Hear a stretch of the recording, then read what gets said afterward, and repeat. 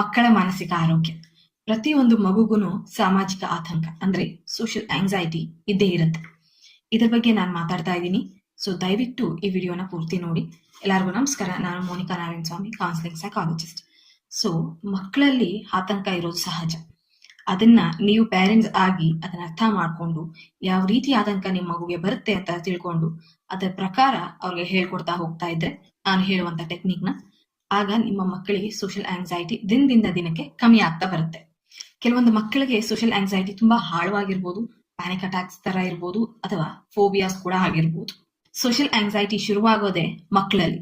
So ನಾವು ಮಕ್ಕಳಿದ್ದಾಗ social anxiety ಇದ್ದೇ ಇರುತ್ತೆ.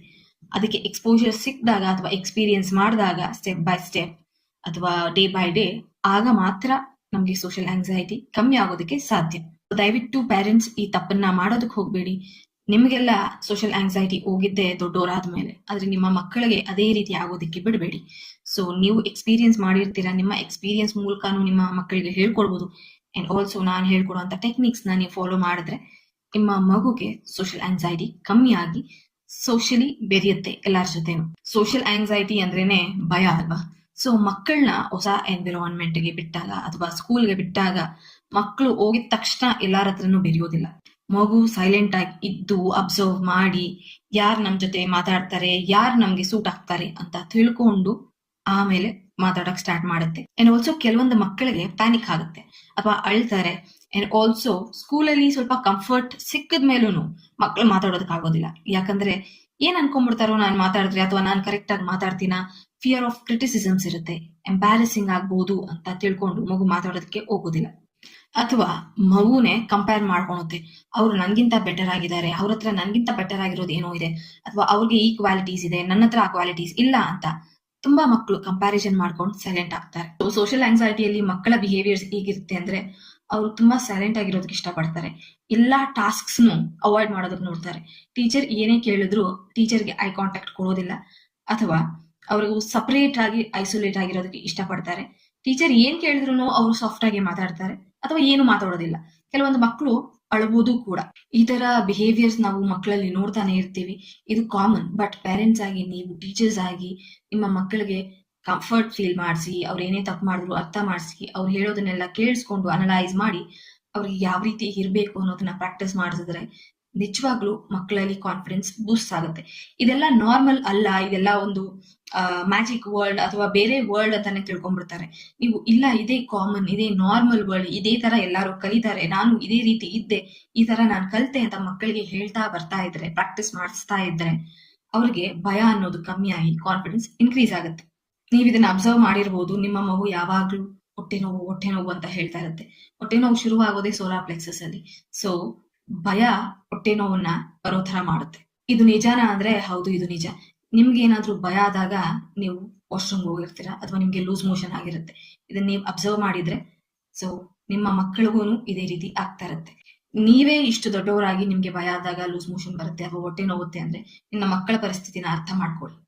ಸೊ ಮಕ್ಕಳಿಗೆ ಏನು ಅರ್ಥ ಆಗೋದಿಲ್ಲ. ಒಂದ್ಸತಿ ಆ ಪ್ರಾಬ್ಲಮ್ ನ ಫೇಸ್ ಮಾಡಿದ್ಮೇಲೆ ಮಗುಗೆ ಕಾನ್ಫಿಡೆನ್ಸ್ ಬರುತ್ತೆ. ಅದ್ ಫೇಸ್ ಮಾಡಿಲ್ಲ ಅಂದ್ರೆ, ಆ ಭಯ ರಿಪೀಟ್ ಆಗ್ತಾನೆ ಇದ್ರೆ ಮಕ್ಕಳಿಗೆ ಹೊಟ್ಟೆ ನೋವು ಬರುತ್ತೆ. ಕೆಲವೊಬ್ರು ಸ್ಕೂಲ್ ಹೋಗೋದಕ್ಕೆ ನಾಟಕ ಅಂತ ತಿಳ್ಕೊಂತಾರೆ. ಇಲ್ಲ, ನಿಜವಾಗ್ಲೂ ಮಕ್ಕಳಿಗೆ ಭಯ ಆದಾಗ ಹೊಟ್ಟೆ ನೋವು ಬರುತ್ತೆ, ಸ್ವೆಟ್ಟಿಂಗ್ ಆಗುತ್ತೆ, ಶಿವರ್ ಆಗ್ತಾರೆ, ಅಂಡ್ ಹಾರ್ಟ್ ಬೀಟ್ ಇನ್ಕ್ರೀಸ್ ಆಗುತ್ತೆ. ಇದೆಲ್ಲ ದೊಡ್ಡವ್ರಿಗೂ ಬರುತ್ತೆ. ಅಂಡ್ ಆಲ್ಸೋ ಚಿಕ್ಕವ್ರಿಗೂ ಭಯ ಬಂದಾಗ ಬರುತ್ತೆ. ಸೊ ಈ ಫಿಸಿಕಲ್ ಸಿಂಪ್ಟಮ್ಸ್ ದೊಡ್ಡವ್ರು ಹೇಗಿರುತ್ತೋ ಚಿಕ್ಕ ಮಕ್ಕಳಿಗೂ ಹಾಗೆ ಇರುತ್ತೆ.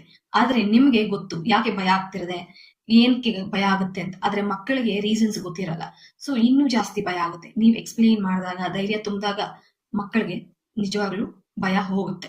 ಸೊ ಮಕ್ಕಳಿಗೆ ಯಾಕೆ ಸ್ಕೂಲಲ್ಲಿ ಕಂಫರ್ಟ್ ಸಿಕ್ಕದ ಮೇಲೂ ಮಾತಾಡೋದಿಲ್ಲ ಅಂದ್ರೆ, ಅವ್ರಿಗೆ ಬುಲಿಂಗ್ ಮಾಡ್ಬಿಡ್ತಾರ ಅಥವಾ ಕಂಪ್ಯಾರಿಸನ್ ಮಾಡ್ಬಿಡ್ತಾರ ಟೀಚರ್ಸ್ ಅನ್ನೋ ಭಯ ಇರುತ್ತೆ.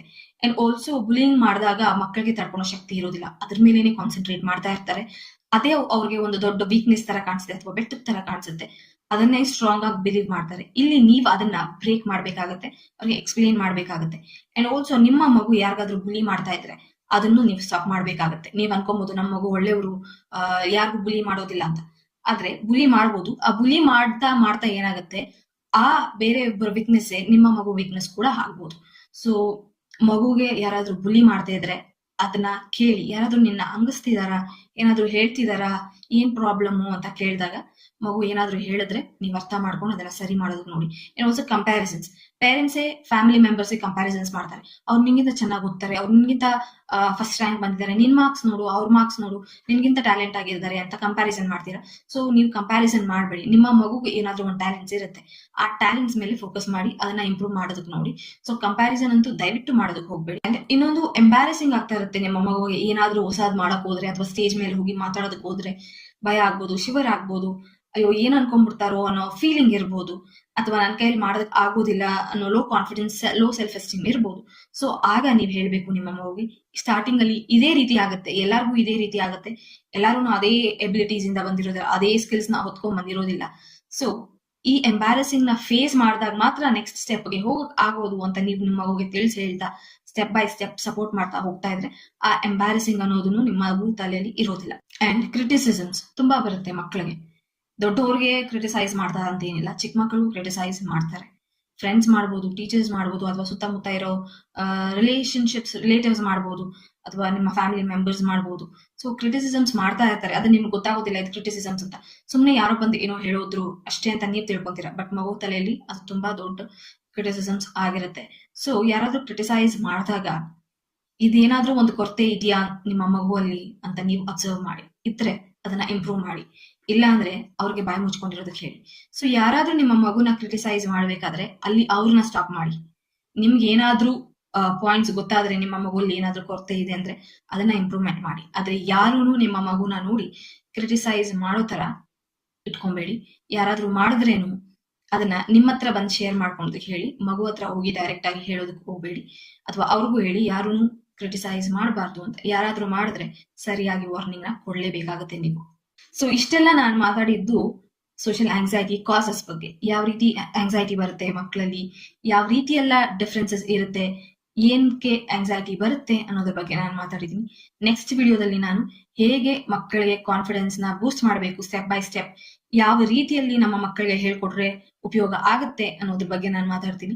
ದಯವಿಟ್ಟು ನೆಕ್ಸ್ಟ್ ವಿಡಿಯೋಗಾಗಿ ಸಬ್ಸ್ಕ್ರೈಬ್ ಮಾಡಿ, ಲೈಕ್ ಮಾಡಿ, ನಿಮ್ಗೆ ಏನೇ ಡೌಟ್ಸ್ ಇದ್ರು ಕಮೆಂಟ್ ಮಾಡಿ, ನಾನು ಅದಕ್ಕೆ ರಿಪ್ಲೈ ಮಾಡ್ತೀನಿ. ಅಂಡ್ ಆಲ್ಸೋ ನಿಮ್ಮ ಫ್ರೆಂಡ್ಸ್ ಅಂಡ್ ಫ್ಯಾಮಿಲಿಗೆ ಇದನ್ನ ಶೇರ್ ಮಾಡ್ಬೋದು. Thank you so much.